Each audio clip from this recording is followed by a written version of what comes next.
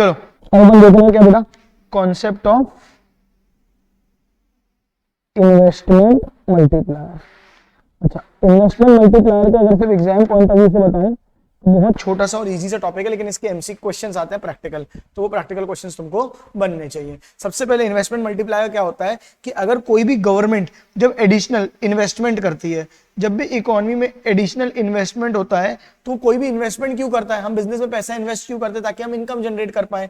तो कोई भी एडिशनल इन्वेस्टमेंट होता है तो उससे क्या जनरेट होती है, एडिशनल इनकम जनरेट होती है। क्या जनरेट होती है, एडिशनल इनकम। अगर मान के चलो कोई बंदा बिजनेस में इन्वेस्ट करता है तो वो इन्वेस्ट क्यों करता है, ताकि वो उससे क्या कर पाए, पैसे कमा पाए, यानी कि इनकम जनरेट कर पाए। तो यहाँ पे भी गवर्नमेंट जब भी इकोनॉमी में कुछ भी इन्वेस्ट करती है, रोड्स ब्रिज कुछ भी बनवाती है, तो गवर्नमेंट उससे क्या एक्सपेक्ट करती है कि उससे क्या होगी, इनकम जनरेट होगी। क्लियर है क्या? उसको हम बोलते हैं इन्वेस्टमेंट मल्टीप्लायर। क्या होता है इन्वेस्टमेंट मल्टीप्लायर? एडिशनल इन्वेस्टमेंट के कारण क्या क्या क्या क्या एडिशनल इन्वेस्टमेंट के कारण कितनी एडिशनल इनकम जनरेट होती है, उसको हम बोलते हैं इन्वेस्टमेंट मल्टीप्लायर। और नॉर्मली आमतौर पे क्या होता है, जितना इन्वेस्टमेंट होता है उससे कई गुना ज्यादा क्या होती है, इनकम जनरेट होती है, इसलिए हम उसको इन्वेस्टमेंट मल्टीप्लायर बोलते हैं। जैसे 1000 रुपए अगर गवर्नमेंट ने लगाए हैं, क्या क्या क्या 1000 रुपए अगर गवर्नमेंट ने लगाए हैं और उससे इनकम कितनी जनरेट हुई है, 10,000 रुपए, तो एडिशनल इन्वेस्टमेंट कितनी है, 1000, और एडिशनल इन्वेस्टमेंट कितनी है, 10,000, तो मल्टीप्लायर कितना हो जाएगा,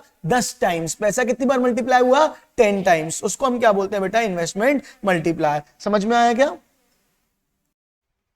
जैसे कि अपन पढ़ रहे थे, अगर मान के चलो एडिशनल इन्वेस्टमेंट गवर्नमेंट के द्वारा एडिशनल इन्वेस्टमेंट किया गया कितने का, 5,000 का। एडिशनल इन्वेस्टमेंट कितने किया गया, 5,000 का। और उस एडिशनल इन्वेस्टमेंट से एडिशनल इनकम कितनी जनरेट हुई, उस एडिशनल इन्वेस्टमेंट से एडिशनल इनकम कितनी जनरेट हुई, 25,000 रुपए। तो बताओ मल्टीप्लायर कितना है, 5,000 की इन्वेस्टमेंट से इनकम कितनी जनरेट हुई है, 25,000 रुपए। तो मल्टीप्लायर कितना हो जाएगा तुम्हारा, 5 टाइम्स का। मल्टीप्लायर कितना हो जाएगा तुम्हारा, 5 टाइम्स का। कैसे आएगा, तो मल्टीप्लायर को बोलते हैं, डिनोट करते हैं के से। मल्टीप्लायर कैसे डिनोट करते हैं, के से, और उसका फॉर्मूला क्या होता है, delta Y by delta I. क्या बोलता है, delta Y by delta I. Additional investment के कारण कितनी एडिशनल इनकम जनरेट हुई, एडिशनल इन्वेस्टमेंट के कारण कितनी एडिशनल इनकम जनरेट हुई। फॉर एग्जांपल एडिशनल इन्वेस्टमेंट कितनी थी, 5,000 रुपए, एडिशनल इन्वेस्टमेंट कितनी थी, 5,000 रुपए, और एडिशनल इनकम कितनी थी, 25,000 रुपए। तो आपका मल्टीप्लायर कितना हो गया, पैसा कितनी बार घूमा, 5 बार। कितनी बार मल्टीप्लाई हो गया, 5,000 के कितने बन गए,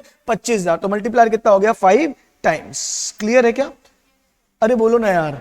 तो अच्छा मुझे बताओ, इन्वेस्टमेंट मल्टीप्लायर से इनकम मल्टीप्लाई होती क्यों है और कैसे? गवर्नमेंट ने 5,000 लगाए और मैं बोल रहा हूं इनकम कितनी हो गई, 25,000। तो 5 की 25 हुई कैसे और क्यों हुई 5 की 25? 5 की 20 क्यों नहीं हुई, 5 की 25 ही क्यों हुई, ये 5 की 5 ही क्यों नहीं रही? पैसा मल्टीप्लाई हुआ क्यों? ये क्या किस पे डिपेंड करता है, इंसान के खर्च करने की स्थिति में। किसमें इंसान की खर्च करने की स्थिति में। मान के चलो गवर्नमेंट ने 5,000 रुपए इन्वेस्ट किए, तो कहीं ना कहीं किसी के हाथ में जाएंगे। मान के चलो गवर्नमेंट ने क्या किया, एक ब्रिज बनाने की बात करी 5,000 करोड़ की, एक फ्लाईओवर बनाने की बात करी 5,000 करोड़ की, तो 5,000 करोड़ इकोनॉमी में इन्वेस्ट हुए। तो वो जो फ्लाईओवर जो कंपनी बना रही होगी, वो 5,000 करोड़ किसको मिलेंगे, उस कंपनी को मिलेंगे। अब वो कंपनी उस पैसे को क्या करेगी, खर्च करेगी, लेबर्स को सैलरी बांटेगी, इंप्लॉइज को सैलरी बांटेगी, पूरा बिजनेस चलाएगी वो अपना। फिर वो लोग, वो पैसे किसके पास जाएंगे, लोगों के पास। फिर वो लोग क्या करेंगे, उस पैसे को और अलग अलग जगहों पे जाके खर्च करेंगे। कोई खाना खरीदेगा, कोई किराना खरीदेगा, कोई पार्टी करेगा, कोई कुछ करेगा, सब उसको अलग अलग जगहों पे क्या करेंगे, खर्च करेंगे। तो इससे हुआ क्या, एक बार की इनकम कई बार घूमती है। किस रूप में घूमती है, खर्चों के रूप में घूमती है। किस रूप में घूमती है, खर्चों के रूप में। अगर मेरे को गवर्नमेंट ने 5,000 करोड़ दिए हैं, तो वो फैक्ट्री अलग अलग जगहों में क्या करेगी, खर्च करेगी, तो पैसा क्या होगा, मल्टीप्लाई होगा। अगर वो फैक्ट्री उस पैसे को खर्च ही ना करे, अपने पास रख दे, तो क्या पैसा मल्टीप्लाई होगा, नहीं होगा। तो मल्टीप्लायर हमेशा, अच्छा एडिशनल इनकम के कारण additional investment generate, additional investment के कारण एडिशनल इनकम जनरेट होती है। क्यों जनरेट होती है, खर्चों के कारण। क्यों जनरेट होती है, खर्चों के कारण, कंजम्पशन के कारण। जो पैसा हमको मिलता है हम उसको क्या करते हैं, खर्च करते हैं, तो पैसा क्या होता है, मल्टीप्लाई होता है। मेरे पास पैसा है, मैं तुमको दूंगा खर्च करने के लिए किसी दुकान में जाके, तो दुकानदार फिर कहीं और खर्च करेगा, दुकान कहीं और खर्च करेगा, सब आगे आगे खर्च करेंगे, तो पैसा क्या होगा, मल्टीप्लाई होगा। क्लियर है कि नहीं, बोलो ना यार। तो मल्टीप्लायर का, मल्टीप्लायर का और एमपीसी का रिश्ता होता है। मल्टीप्लायर का और एमपीसी का क्या होता है, रिश्ता होता है। उसके लिए आपको पता होना चाहिए एमपीसी क्या होता है। एमपीसी क्या होता है, आप अपनी इनकम का कितना परसेंट खर्च करते हो। अगर ज्यादा खर्च करते हो तो एमपीसी ज्यादा है, अगर कम खर्च करते हो तो एमपीसी कम है। अच्छा, अगर एमपीसी ज्यादा है यानी आप ज्यादा खर्च करते हो तो पैसा ज्यादा मल्टीप्लाई होगा कि कम मल्टीप्लाई होगा? ज्यादा मल्टीप्लाई होगा। अगर आप ज्यादा पैसा खर्च करते हो तो ज्यादा लोग, ज्यादा घूमेगा पैसा, तो पैसा क्या होगा? ज्यादा मल्टीप्लाई। अगर कम खर्च करते हो तो कम मल्टीप्लाई होगा। ये एक बात समझ में आई क्या? वैसी एक चीज होती है, मल्टीप्लायर और एमपीएस का भी रिश्ता होता है। किसका बेटा? मल्टीप्लायर का और एमपीएस का भी रिश्ता होता है। मुझे बताओ क्या होता है मल्टीप्लायर और एमपीएस का रिश्ता? एमपीएस का मतलब क्या होता है? आप अपनी इनकम का कितना परसेंट सेव करते हो। अगर ज्यादा सेव करते हो तो अगर ज्यादा सेव करते हो तो मल्टीप्लायर क्या होगा? अगर कोई इंसान ज्यादा सेव करता है, ज्यादा पैसा खर्च नहीं करता, अपने पास बचा के रखता है, तो मल्टीप्लायर ज्यादा होगा कि कम होगा? तो मल्टीप्लायर क्या होगा? कम होगा। और अगर कम सेव करोगे, सेव कम करोगे मतलब खर्च ज्यादा करोगे, तो मल्टीप्लायर क्या होगा? ज्यादा होगा। तो इन शॉर्ट अगर मैं बोलूं तो मल्टीप्लायर का और एमपीसी का, किसका किसका बेटा? मनी मल्टीप्लायर का या इन्वेस्टमेंट मल्टीप्लायर का और एमपीसी का कैसा रिश्ता होता है बेटा? डायरेक्ट रिलेशनशिप होता है। कैसा रिलेशनशिप होता है? Direct relationship. अच्छा, इन्वेस्टमेंट मल्टीप्लायर का और एमपीएस का कैसा रिलेशनशिप होता है बेटा? Inverse relationship. कैसा रिलेशनशिप होता है? इनवर्स। क्यों इनवर्स रिलेशनशिप होता है? अगर आप ज्यादा सेव करते हो, अगर आप ज्यादा सेव करते हो तो खर्च कम करते हो तो पैसा कम मल्टीप्लाई होता है। क्लियर है क्या? तो इसलिए फॉर्मूला बनाया गया K is equals to 1/MPS। क्या बनाया गया? 1/MPS। एक फॉर्मूला और है जिसको हम बोलते हैं K is equals to 1/1 - MPC। अगर आप देखोगे तो आपको पता होगा MPC प्लस MPS क्या होता है? 1 होता है। तो 1/MPS बोल लूं या 1/1 - MPC बोल लूं, दोनों बात एक ही है, दोनों में कोई फर्क नहीं है। आया कि नहीं आया?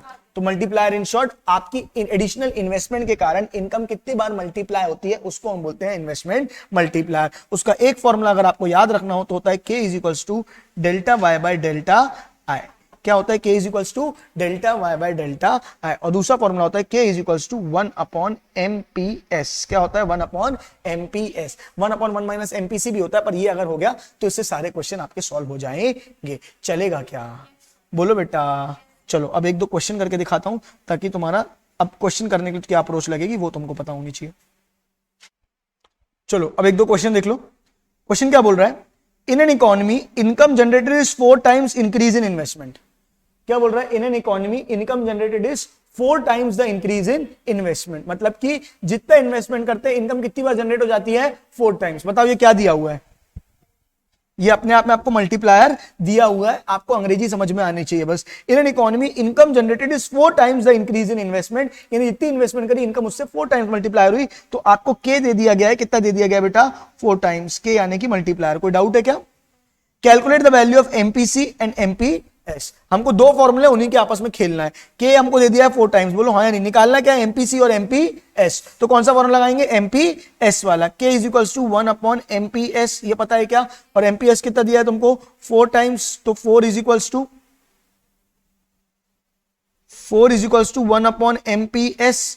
तो एमपीएस इज इक्वल्स टू क्या हो जाएगा बेटा? ये यहां जाएगा, ये यहां जाएगा, तो कितना हो जाएगा? 1/4, यानी कितना हो जाएगा? 0.25। एमपीएस कितना हो जाएगा? 0.25। अच्छा बताओ, अगर एमपीएस 0.25 है तो एमपीएससी कितना होगा? 0.75, क्योंकि MPC plus MPS is equals to क्या होता है? 1। कोई डाउट है क्या इसमें?